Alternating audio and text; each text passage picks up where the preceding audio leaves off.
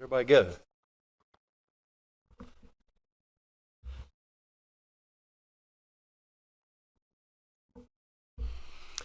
Sometimes trying to figure out the introduction, sometimes to a lesson or whatever, sometimes it comes to the song sang right before.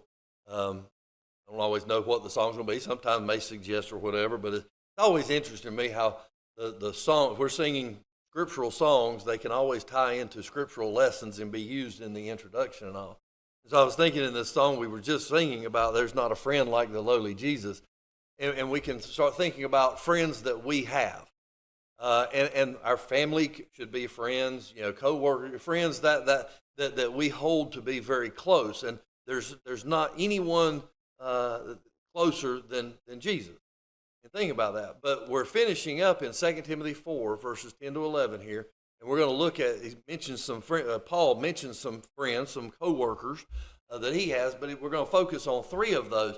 I want you to think about while we're going through this, think about Jesus in this case as our closest friends, if you will. So Paul is nearing the end of his second epistle to Timothy, and he mentions several people. There's Demas, Crescens, Titus, who are no longer with him. Verse 10, for Demas has forsaken me, having loved this present world, and has departed for Thessalonica. Crescens for Galatia, Titus for Dalmatia. All right, so he gives some little extra information about Demas within this portion. Then he goes on in verses 11 and 12, mentioning some others, and we're going to focus on a couple of those. Only Luke is with me. Get Mark and bring him with you. Again, he's writing the second letter to Timothy, giving him some instructions. Get Mark and bring him with you, for he is useful to me for ministry. And Tychicus I have sent to Ephesus. All right, so there's a number of people within that. And then there's some others. If you go on and read verses 14 to 22, there's some other names within that that we're not going to discuss, but I would encourage you to go on and read those. So we want to focus, there's an interesting comparison can be made between three individuals particularly that we're going to select out of this text. There's Demas, who had forsaken Paul. There's Luke, who was with Paul. And there's Mark, who was to come to Paul. Okay, all within those instructions, what he's writing to Timothy within that. And so we can start thinking about ourselves within this. Where would we fall? Maybe we could even righteously consider others in our lives. Where would they fall? Where would they be at within this list if there were three types that we would know of? So we call this a tale of three men. Now, it's not to say this is a fairy tale. These are factual accounts that we're going to be looking at. And we would look at this as a tale of three men. There are lessons to be gleaned that hopefully we can all take to heart as we consider ourselves. So let's begin by considering the apostate Demas. Now, we hear that word apostate, and that immediately is going to throw our minds into that context of what it means to be an apostate. And so normally humans are going to try to start justifying in their own minds why they're not apostate. And try to come up with different reasons. Well, that wouldn't be me. It says apostate. When maybe if we would truly look at the way we act, maybe it wouldn't be so off as an adjective there. The story of Demas. He served as a fellow laborer with Paul. Joined in Paul and others in sending greetings. Philemon 1 and verse 24, he is included in that. Colossians 4 and verse 14, where Paul's writing to the church in Colossae. Demas is included within those greetings. So he had been associated, a fellow laborer with Paul. So obviously had obeyed the gospel within to be referred to as a fellow laborer in the kingdom. All of that. So when we're looking at that, he had been serving during the time of Paul's first Roman imprisonment. He was around in that time, was serving. So much can be inferred that he was faithful. to be included in the greetings, to be referred to in different positive ways, and to know what he was doing, even to be serving in the time of Paul's first Roman imprisonment. Yet at the end of Paul's life, he forsook Paul, verse 10. So we start thinking all that he had done, but then there came a point that he forsook Paul. Not that he merely left Paul, but that he left him in the lurch. Paul still had a lot going on. It was like he just left him in the lurch. He abandoned Paul. And possibly, if not probably, even more than that.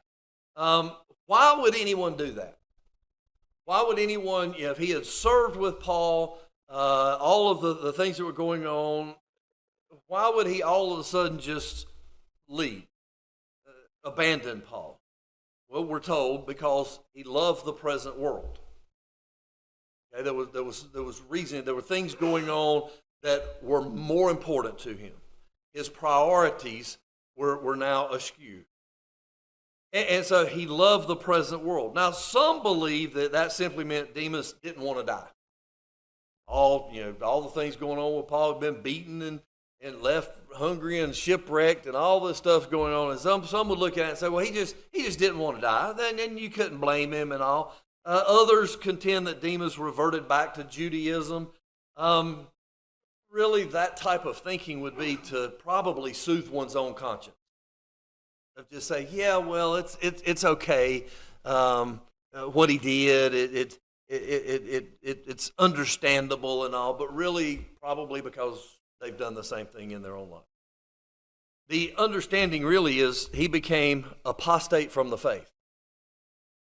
He separated himself from the faith. He loved the present world, the things going on in his own little world, if you will, but on the earth, on this world, everything was going well, and it took precedence.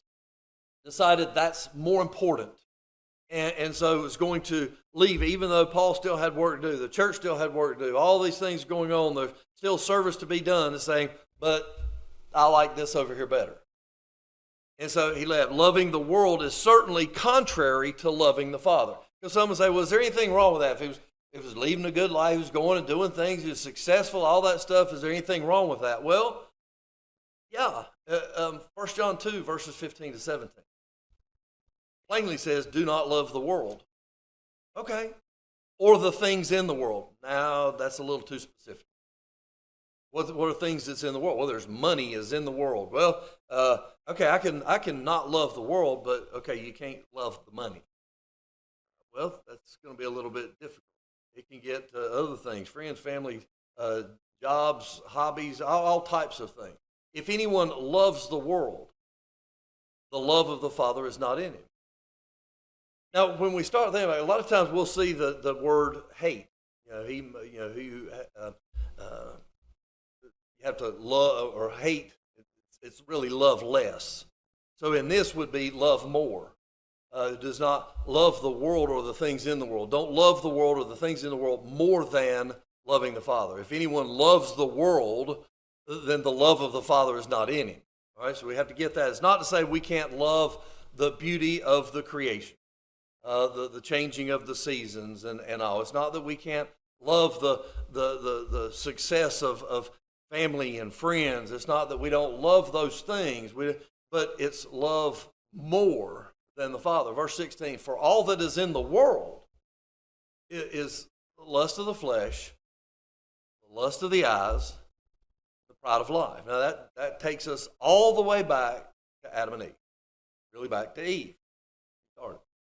And so you have the lust of the flesh, lust of the eyes, and the pride of life. Is not of the Father, but is of the world. Right. Well, verse 17 says, and the world is passing away, and the lust of it. But he who keeps on doing, does the will of God, abides forever. So when we're looking at this, that you have Demas, who loved the world more than loving the Father, more than serving God. So at best, again, depending on where you go with it, at best, he deeply disappointed Paul. At worst, he fell away from the Lord. When you look at that and say, well, are either of those acceptable? Well, Paul, an apostle, he disappointed Paul. Would any one of us, if we lived in the first century and were part of that circle and following the apostles and all, would we want to disappoint any of the apostles? No. Okay, so today we're to abide in the apostolic doctrine, right? As they did in the first century, we consider ourselves the church as it was in the first century, and we strive to be just like that. The good parts of the first century church, we strive to be like that in the 21st century. Okay, they stayed in the apostolic doctrine, and so should we. So if they didn't want to disappoint, then we shouldn't want to disappoint. And so when we start looking at this, we can put it into a mindset that we can have a good understanding of it. So, will we follow in the steps of Demas? So I think about it. Beginning a life of faith, I would say those of us who are here this afternoon, we have at least some level of faith, or we wouldn't even be here. Okay, so we have that. But is it our intent to maintain that faith, maintain that love of God over anything else in the world? No matter what it is, to seek first the kingdom, to have a love for the Father more than anything, to have a love for the Son more than anything else in the world. It is our intent to go all the way until we draw our last breath. Or are there things in the world that can distract us? It is possible to fall from grace. Galatians 5 and verse 4, writing to Christians, you have become estranged from Christ. Can't become estranged from something or someone that you've never been with. So you who attempt to be justified by law, you have fallen from grace. So it is obviously possible to fall from grace. We can become entangled again by the pollution of the world. 2 Peter 2, verses 20 to 22. He says, for if, after they have escaped the pollutions of the world, how do we escape the pollutions of the world? Was through the knowledge of the Lord and Savior Jesus Christ. Okay, so certainly it would be knowing and then obeying the gospel. So now we have escaped the pollutions of the world. Well, then again, being entangled in the pollutions of the world and overcome. The latter end is worse for them than the beginning. He goes on, verse 21. For it would have been better for them not to have known the way of righteousness than having known it. That means it's knowable. One thing, we don't want to gloss right over that. It's knowable. And they knew it. To turn from the holy commandment delivered to them. But it has happened to them. And it's happened to them according to the true proverb. The dog returns to his own vomit, sow having washed to her wallowing in the mire. Not to be gross, a lot of us have dogs here. So if a dog vomits, well, yeah, you go clean it up. Because if you don't, they're going to. And that's nasty. Right? That's nasty. So we start thinking about that. Well, we as Christians, if we sin, we got to clean it up. Why? If not, we're just going to go back to it. It's the same thing. A sow wallowing in the mire. Okay, you wash it, it just goes right back. And so we can get it. We can understand it. And so we see what happened with Demas. He vomited and went back to it. He was a sow. He had been washed, and he went back to wallowing in the mire. Are we going to follow Demas's example? Are we going to follow in the steps of Demas? We can fall from our own steadfastness. 2 Peter 3 and verse 17. You therefore, beloved, Christians, since you know this beforehand, beware lest you also fall from your own steadfastness, being led away with the error of the wicked. We like to just put that, okay, well, that's just Satan. I'd never be led away by Satan. Satan has a lot of minions, and he uses error. Right? He uses a lot, not just error, but error is certainly one of his tools in his bag. And he uses that, and we can be led away. You know, sheep can be led away, and they're not even really paying attention. We're sheep, right? We've got a shepherd. We've got the good shepherd. But we can be led away just as a sheep can be by just not paying attention. And next thing you know, we're in danger. We can become hardened by the deceitfulness of sin, and that can be our own sin or others.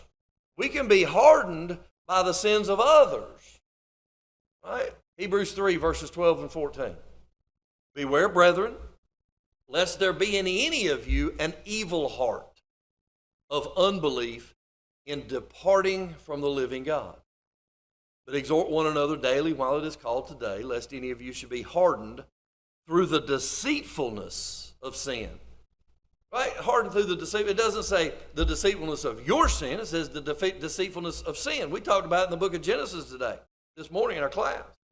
Is that sin has a way of affecting others, even the earth and the animals and all. Right? We talked about how Adam and Eve, where they sinned, well, an animal had to die for them to be clothed. That animal didn't do anything. That animal didn't sin. We see how all the flood, in the flood, all the animals, except for those that were on the ark, perished. Well, they didn't do anything. But yet sin has the consequences for others. And so it's not just, it might not be our sins, but we can be hardened through the deceitfulness of someone else's sin. And then they convince us, and we start going along with it. Verse 14, for we have become partakers of Christ if we keep on holding fast the beginning of our confidence, steadfast to the end. That means, since the word is if is there, means it's possible that we don't hold the beginning of our confidence steadfast to the end. Demas is the example of one who did not. So will we follow in the steps of Demas? Will we follow in the steps of Demas, loving the world more than we love God and our brethren? Letting the world's distractions render us fruitless. A lot of times we might convince ourselves that we're being fruitful. When we look at really the results, we're being fruitless. And it's letting the world's distractions, maybe those who have never obeyed the gospel and those who have never come to that knowledge. But it may be by those who have and are following the steps of Demas in departing, leaving our brethren and God in the lurch. I'm not talking about the tall guy on Adam's family. In the midst of work to be done, in serving, and we just say, well, I'm just not going to. Well, that's leaving it for others because the work's going to be done. Luke 8 and verse 14. Now the ones that fell among the thorns are those who, when they have heard, go out and are choked. Cares, whatever you care about. If it's something that you care about so much that it takes the place of God, then you're being choked. Choked with cares, choked with riches, choked with pleasures of life. And they could be pleasures of life that aren't inherently sinful. But if we let them take precedence over our service to God, now they are. Pleasures of life bring no fruit to maturity. The cause of Christ is often hindered by those who forsake their faith and forsake the brethren because of their love for the world, things in the world. On the other hand, consider the steadfast Luke. Story of Luke. He too was a fellow laborer of Paul. So really the story starts off very similar to Demas. He was a fellow laborer with Paul, a Gentile, a medical doctor, the beloved physician, Colossians 4 and verse 14. First joined Paul at Troas on his second journey. Now, we know the word week. So Luke penned the book of Acts. So in Acts chapter 16, verses 10 and 11, the pronoun we is utilized.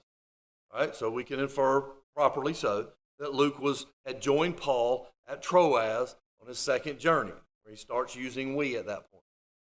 Stayed at Philippi until he rejoined Paul on his third journey, Acts chapter 20, verses 3 to 5. And it goes from there, start getting back into using the we after that point. So he stayed at Philippi.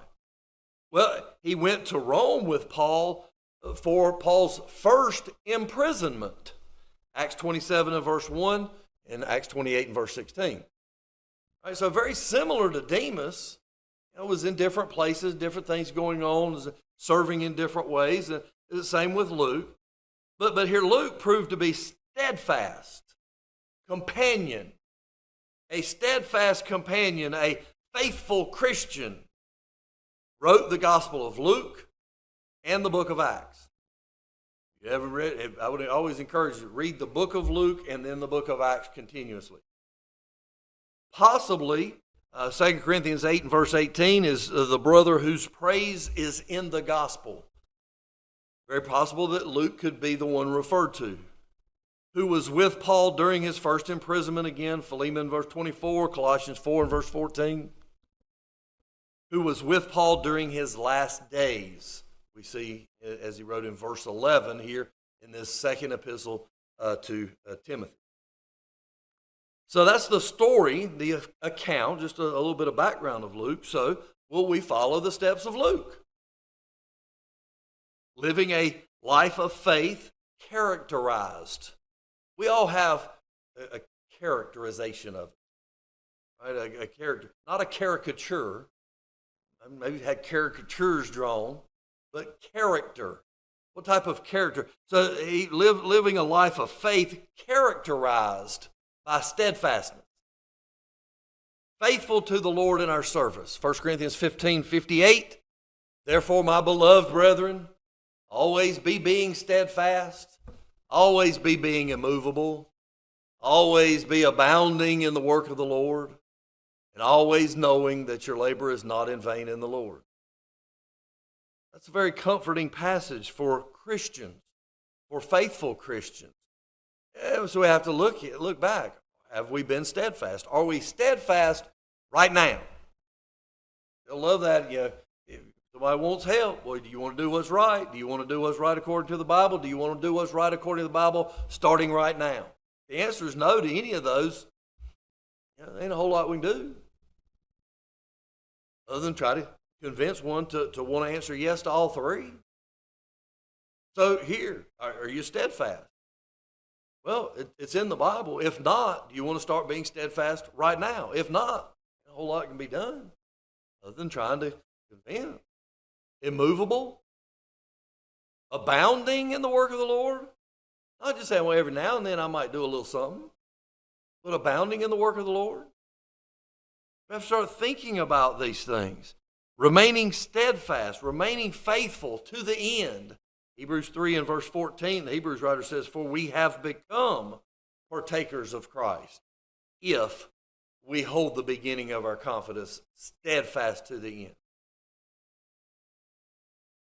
Will we follow in the steps of Luke? Pleasing, not just the Lord, but a source of encouragement to the brethren. Brethren, look to us for encouragement. If we're not here, how can we encourage? Started off this lesson looking around this worship service. Are we more encouraged this afternoon than we were this morning? As far when it comes to looking around at the brethren that are here? Yeah, there's certain reasons. There's some reasons why we can't. It's encouraging. Mary Jane's here this afternoon. She did the bet because of her physical condition. She's doing the bet. That's encouraging. There's some people who just choose not to be here for whatever reason it may be. Is that steadfast? Is that being immovable? We start looking at those things. Pleasing not just the Lord, but a source of encouragement. Luke was an encouragement to others. As the Colossians were to Paul, Colossians 2 and verse 5.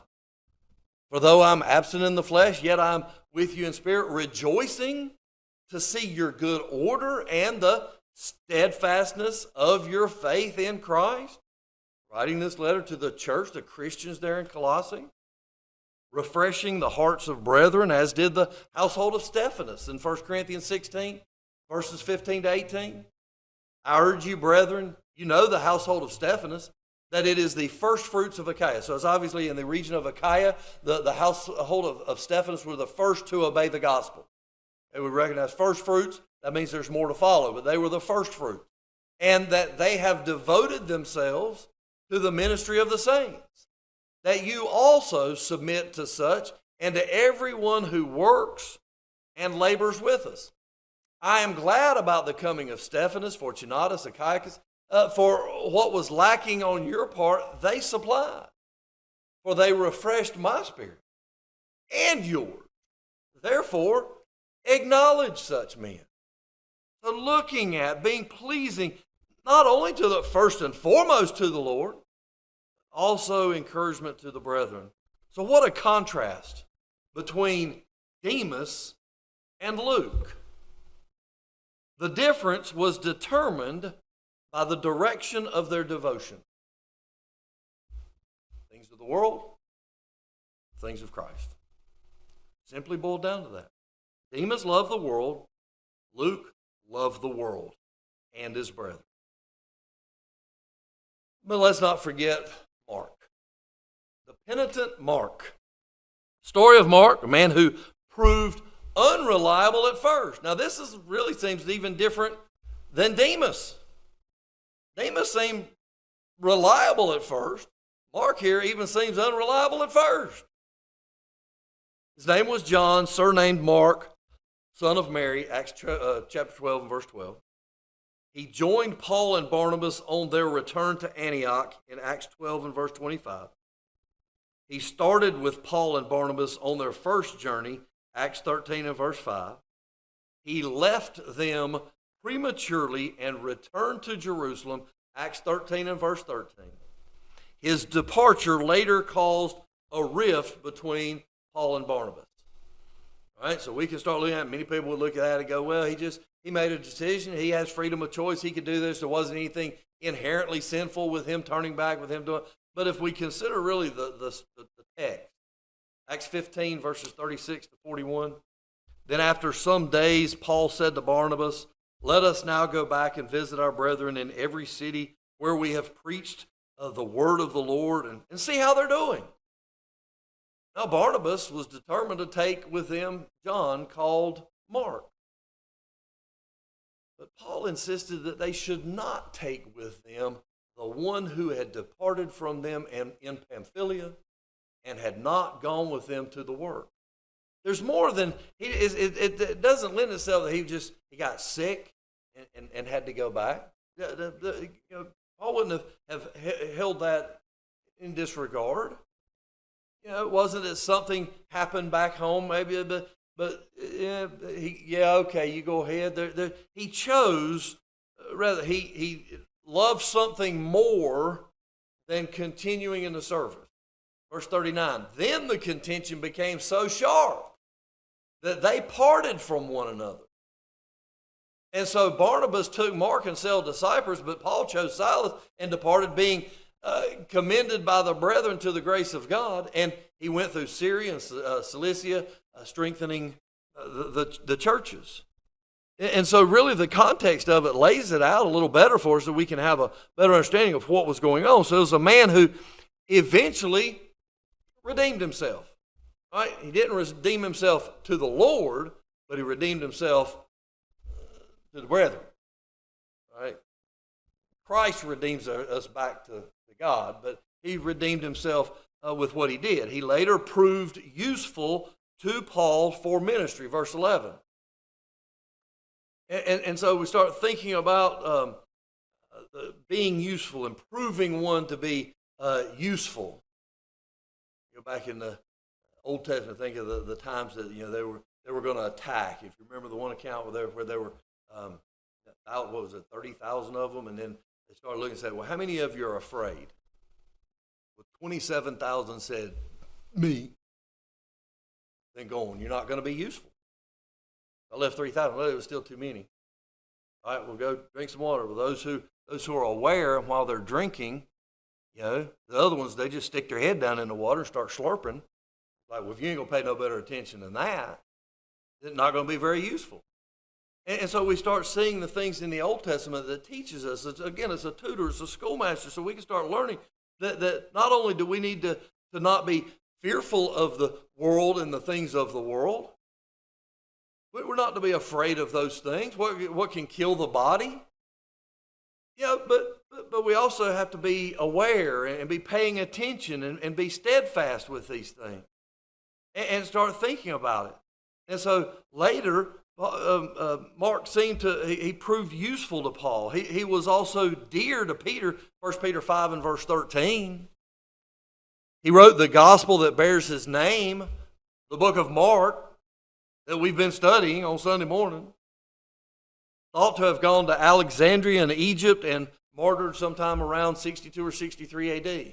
This Mark, the one that something and early on just wasn't really devoted, but became devoted. Will we follow in the steps of Mark? Perhaps we're more like Mark than Luke. Our service to God and brethren has not been what it should be. We've not been as steadfast and as dependable as Luke. Rather than like Luke, we've instead been lukewarm. Not like Luke, but lukewarm. Maybe like Mark. Maybe like Demas. We've left other brethren in the lurch. Still work to be done, but not willing to do it. Yet the example of Mark gives us hope. Demas, not so much. Mark gives us hope, gives us direction. But it also gives us a hope and direction for others that may be in our lives that are right now more like Demas. As long as they're drawing breath, maybe they can become more like Mark. Already seems like if they're left the faith, then they're certainly not like Luke. They left the faith and they're still outside the faith. They're still like Demas. Maybe they can become like Mark. Mistakes can be corrected. The Bible tells us our part in trying to help those corrections be made. Sins can be forgiven, but only when they're repented of. Repentance is not overlooking. We don't overlook sins and think, okay, well then everything's better. Sins can be forgiven when repented. We who have maybe been useless can still become useful. Useful for the ministry. Accepting opportunities for restoration and service. Revelation 3, verses 18 and 19. Okay, there were these 7 churches in Asia, 7 literal churches in Asia. You go back and you start looking at it, he says, I counsel you to buy from me gold, this is Jesus speaking here, refined in the fire, that you may be rich, and white garments, that you may be clothed, that the shame of your nakedness may not be revealed. And anoint your eyes with the eye salve, that you may see. As many as I love, I rebuke and chasten. Therefore, be zealous and repent. Responding to calls to get back up and continue the race of faith. We go to the Hebrews writer, Hebrews 12, verses 12 to 15. Therefore, strengthen the hands which hang down and the feeble knees, and make straight paths for your feet, so that what is lame may not be dislocated, but rather be healed. Demas was at the point, it seems, that he was became dislocated. Dislocated. Location is important. Located in Christ, we don't want to become dislocated. And so make straight paths for your feet. So what is lame, someone may be lame, but not dislocated.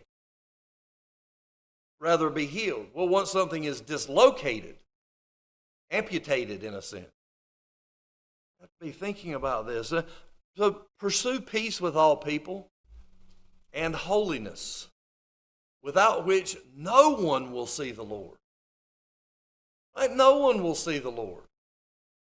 Looking carefully, lest anyone fall short of the grace of God, lest any root of bitterness springing up cause trouble, and by this many become defiled. And so we have this account, we'll call it the tale of three men: the apostate Demas, the steadfast Luke, and the penitent Mark. In the course of our spiritual sojourn, Christians sojourning here in this life, which person will we be like? Hopefully, never Demas. Ideally, like Luke. But if necessary, then at least be like Mark. Remember, the difference is determined by the direction of your devotion. Will you love the world, or will you love the Lord and His brethren? This is the final lesson that we'll have from the book of 2 Timothy. Lord willing, we'll begin not next Sunday, but the next Sunday. Our brother Aaron's going to be preaching next Sunday afternoon. I want to encourage everybody to be here to encourage him. The last lesson in the book of 2 Timothy. Lord willing, we'll pick up the book of Acts. We're going to start preaching from the book of Acts in 2 weeks. Think about these things. Think about the first letter. Go back and read the first letter of 1 Timothy. Go back and read 2 Timothy. And go back and think in your minds what you know now better than you did before. And then the next time, we'll pick up even more. That's how it is with the Bible. We can always be learning more and more and refining what we know and getting more and more accurate in what we know so that we can help others. And so that many of the men can begin preaching. I have to throw Aaron under the bus on this for a little bit. I asked him, he said, I need a little more time. I said, how old are you? 38. Well, how much more time? Well, you know, you'll be 76. He said, you're right, I'll do it. That's encouraging. Isn't that encouraging, Don? It's encouraging. And we all can be encouraging to one another. But we have to be brethren also in Christ, obeying the gospel, hearing, believing, repenting, confessing, and being immersed in the waters of baptism. If you haven't done that, you're not a Christian. You can be, and we want to help you with that. For those of us who have, we want to be like Luke, or at least like Mark, never like Demas. Be like Luke. Be steadfast, faithful all the way till the end, encouraging others, encouraging, strengthening, get them to get out of their comfort zone. I ain't forgot you, Andy. I know you're still over there. We can help in any way. Please come as together we stand and sing.